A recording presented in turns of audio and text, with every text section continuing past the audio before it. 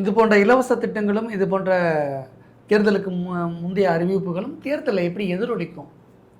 இவங்க என்ன நினைக்கிறாங்கன்னா, ஒரு வருஷத்துக்கு சொத்து வரியை எவ்வளோ வாங்கியிருக்கிறோம், மின்சார கட்டணம் எவ்வளோ வாங்கியிருக்கிறோம்ன்ற கணக்கு அரசாங்கத்தில் இருக்கும்ல.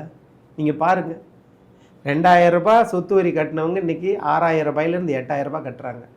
இன்னொரு விஷயம், ஒரு நுணுக்கமான ஒரு விஷயத்தை அரசு கையாள மறுக்கிறது. 100 கோடி ரூபாய், 100 கோடி பேர், 100 கோடி இருக்கக்கூடிய மக்களாக இருக்கட்டும், தமிழ்நாட்டில் எடுத்தீங்கன்னா 100 யூனிட்டுக்கு கீழே பயன்படுத்துகிறவங்க 1 கோடி பேருக்கு கீழே வர்றாங்க. ஆனால் பெரிய பெரிய நிறுவனங்கள் இருக்கு பாருங்க, அவங்களுக்கும் ஒரு யூனிட் எவ்வளவு? 1.5 ரூபா, 1.25 ரூபா, 2.25 ரூபா.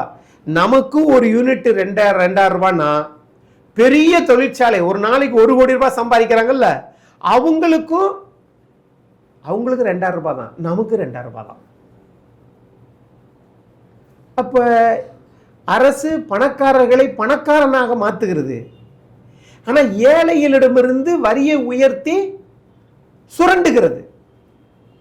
இதுதான் இந்த அரசு செய்யக்கூடிய வேலைகள். இதெல்லாம் மக்களுக்கு தெரியும். மூளைச்சலவை செய்கிறாங்க. இதை மக்கள் நம்ப தயாராகல. இன்னொன்று, எவ்வளவுதான் அரசாங்கம், அதாவது இன்னைக்கு இருக்கக்கூடிய அரசாங்கம் பீகார் மாதிரி ஒரு ஓட்டுக்கு 10,000 ரூபாய் கொடுத்தாலும் மக்கள் வாங்கிக்கிடுவாங்க, ஓட்டை மாற்றி போடுவாங்க.